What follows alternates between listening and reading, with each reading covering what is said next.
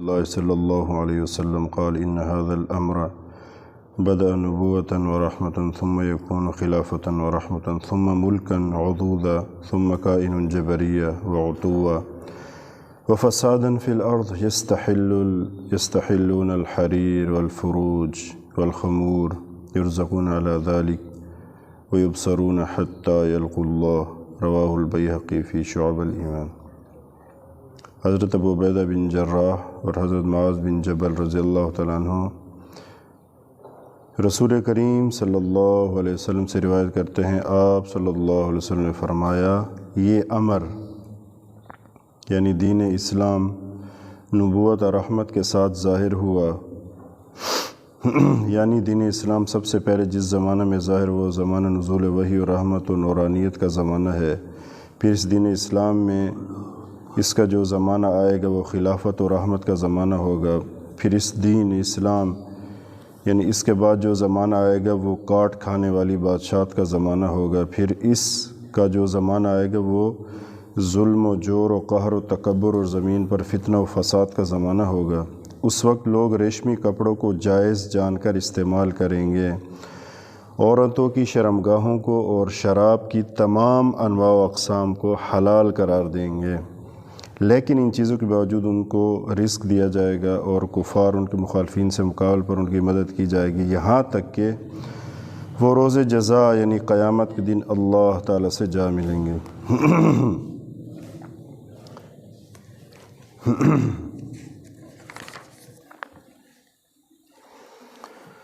اچھا جی، یہ پیشن گوئیاں ہیں جو آپ صلی اللہ علیہ وسلم نے صحابہ کرام رضوان اللہ علیہم اجمعین کے سامنے فرمائی ہیں کہ جو کچھ اللہ تعالیٰ کے علم سے نبی کریم صلی اللہ علیہ وسلم کو جو محسوس ہوتا، جو اللہ نے علم دیا تھا، اسی کے ذریعے آگے جو پیش آنے والے واقعات ہیں اس کو پیشن گوئی کہتے ہیں۔ تو یہاں سب سے جو پہلی بات ہے کہ مختلف ادوار امت پر آئیں گے۔ سب سے پہلا دور تو یہ تھا جب آپ صلی اللہ علیہ وسلم نے مکہ سے محنت شروع کی، کرتے 13 سال محنت کر کے مدینہ گئے، وہاں خلافت قائم ہوئی، یعنی آپ صلی اللہ علیہ وسلم نے ایک ایسی چیز کی بنیاد رکھی جو سراسر رحمت تھی، نورانیت تھی،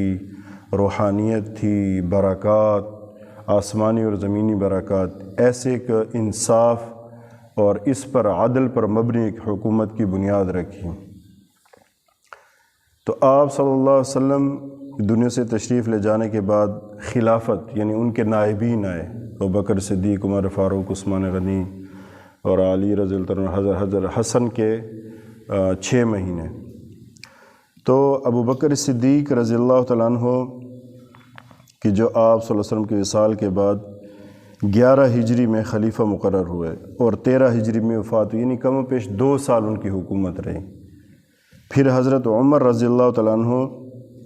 جب یہ جانشین بنے تو 13 سے لے کر 23 ہجری تک تقریباً 10 سال تک ان کی حکومت رہی۔ پھر ایسے ہی چلتے چلتے 24 ہجری سے لے کر 35 ہجری تک عثمان رضی اللہ عنہ تقریباً 11 سال، پھر 35 سے لے کر تقریباً 40 تک 4.5 سال یا 5 سال تقریباً حضرت علی رضی اللہ عنہ کی خلافت رہی، جس میں 6 مہینے حضرت حسن کی بھی ہے۔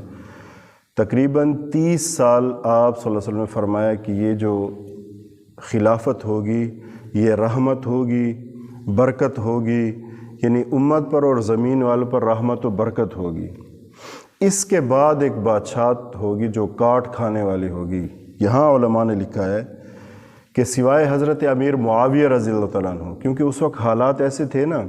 کہ اگر وہ نہ آتے تو پھر امت میں جھگڑے ہوتے، تو حضرت امیر معاویہ کے 22 سال وہ بڑے امن سے اور فتوحات میں گزرے۔ اس کے بعد جو آئے نا، اس کے بعد آتے گئے تو پھر بنو امیہ کی خلافت کی بنیاد پڑ گئی، بنو امیہ کی یعنی بادشاہت کی، خلافت کی نہیں، بادشاہت کی۔ تو وہ بڑی ظالمانہ قسم کی، اس کے بعد بنو عباس کی حکومت آئی، عباسیہ، اس میں بھی ظلم و ستم ہوتے رہے، مختلف قسم کی بہت زیادہ ظلم ہوتے رہے۔ تاریخ میں آیا ہے کتابوں میں کہ بڑے بڑے ظلم ہوئے، قتل کیا گیا لوگوں کو ناحق اور ظلماً قتل کیا گیا۔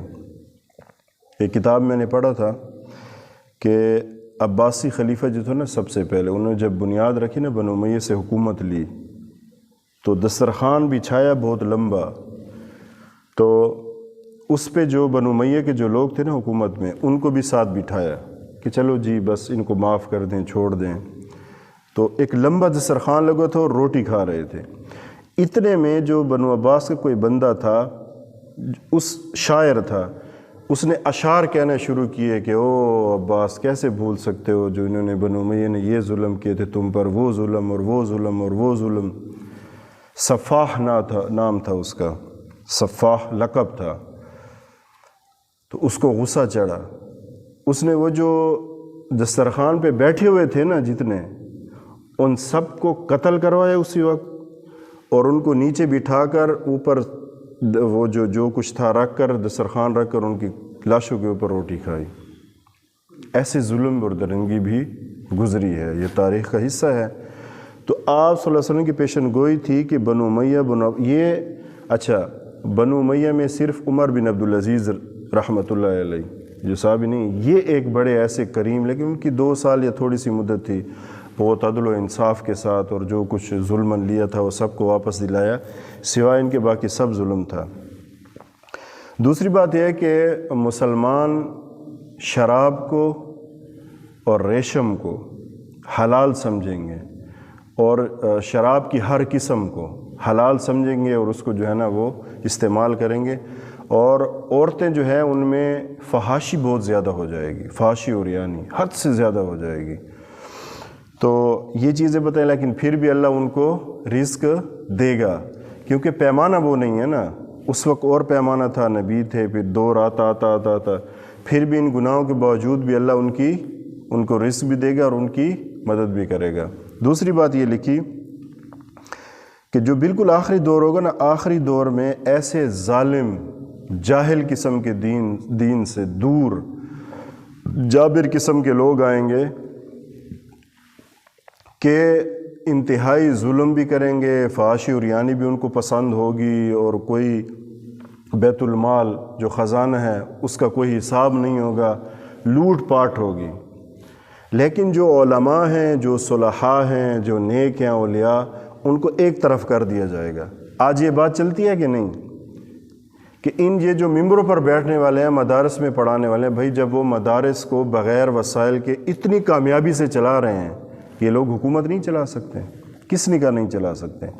لیکن ان کو آنے نہیں دیا جاتا، کیونکہ جب وہ آ گئے تو پھر وہ شرعی طور پہ ساری چیزیں نافذ کریں گے اور صحیح وہ لائیں گے، لوگ تو ان کے ساتھ ہو جائیں گے۔ لہٰذا ان کو ایک طرف کر کے بھئی تم ممبروں تک محدود ہو، مدرسوں تک محدود رہو بس۔ اور لوگوں کا ذہن بھی تقریباً یہی بن چکا ہے کہ یار یہ جو علماء ہے، میں کسی مخصوص سیاسی پارٹی کی طرف اشارہ نہیں کر رہا، مطلقاً بات کر رہا ہوں، جو مدارس میں علماء ہیں، جو مساجد میں ہیں، خطیب حضرات ہیں، جس بھی شعبے میں ہیں، تصنیف و تالیف میں ہیں، لوگوں کا بھی یہ تقریباً ذہن بن چکا ہوتا ہے کہ یار ان کا کام تو مدرسے میں پڑھانا ہے، ٹھیک ہے جی، یہ حکومت میں کیا کام ہے ان کا؟ اصل کام تو ہے ہی علماء کا۔ اللہ سے ڈرنے والے کون ہیں جی؟ ہوں گے، خرابیاں بھی ہوں گی، برائیاں ہوں گی، لیکن میں ذاتی طور پہ میرا جو اندر کا درد ہے، میں یہ کہتا ہوں اس وقت جو حالات ہیں بن رہے ہوئے ہیں، مدارس میں جو علماء ہیں ان کو بھی سوچنا چاہیے کہ اتنے گمبھیر حالات میں، اور ایسے لوگ جن کو بولنے کا ڈھنگ نہیں آتا، غلیظ اول فول بکتے ہیں، وہ اوپر بیٹھے ہوئے ہیں، سارا کچھ ہڑپ کر رہے ہیں، نہ کسی کی فکر، نہ کچھ، جھوٹ موٹ اور ادھر ادھر ساری یہ چیزیں چل رہی ہیں۔ ہمارے مدارس کے علماء ہمت کریں، لیکن وہ کہتے ہیں اتنی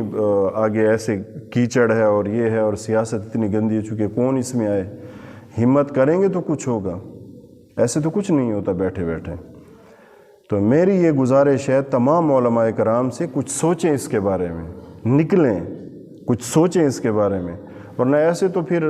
بھیڑیوں کے آگے بکریوں کا ریوڑ ہے بیچاری عوام، تو ایسے ان کو چیر پھاڑ ہوتا رہے گا، یہ ایسے ان کو وہ کرتے رہیں گے۔ تو بہرحال یعنی ان نیک لوگوں کو، علماء کو، صلحاء کو ایک طرف کر کے ظلم، جبر، چھینا جھپٹی، زبردستی، اس کی حکومت چلے گی۔ تو یہ جو پیشن گوئے ہوتے ہیں نبی کریم صلی اللہ علیہ وسلم چونکہ اللہ کے پیغمبر ہیں، اللہ کے لاڈلے ہیں، تو اللہ ان کے دل پہ بات القاء کر دیتا، ڈال دیتے نبی تھے، تو وہ آگے پیشن گوئی جیسے گوئے کہ اللہ ان کو دکھا رہا ہے۔ تو ہمارے لیے یہ ہے اس کے اندر کہ ہم کیا کریں، ہم اپنے ایمان کی جتنی ہو سکتے اس کی فکر کریں، اور اپنے اخلاق کی،